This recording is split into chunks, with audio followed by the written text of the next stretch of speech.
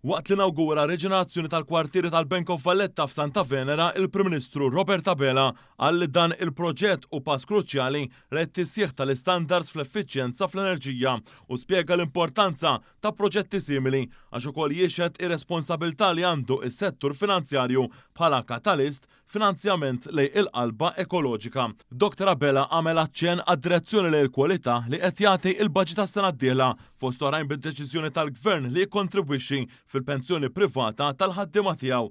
Waqt l-inaugurazzjoni il-kap eżekuttiv tal-BOV Kenneth Farrugia spjega li llum kważi 40% tal-impjegati jistgħu jaħdmu b'mod remot mhux bil-fors mill-uffiċċju. Min-naħa tiegħu iċ-Chairman tal-BOV Dr. Gordon Cordina tenna li dan l-investiment jirrifletti l-impenn tal-bank li mhux biss iħares lura lejn l-istorja ta' suċċess iżda jimpenja ruħu li jkompli jiġġedded u jaddatta ħtiġijiet dejjem jevolvu tas-settur finanzjarju. Il-Prim Ministru Robert Abela esprima s-sodisfazzjon tiegħu għal dan l-investiment propju fil-50 anniversarju mit-twaqqif tal-Bank Malti u awgura lil bank għal aktar snin ta' servizz u xogħol fis-settur finanzjarju iżda għal aktar snin ta' ħidma.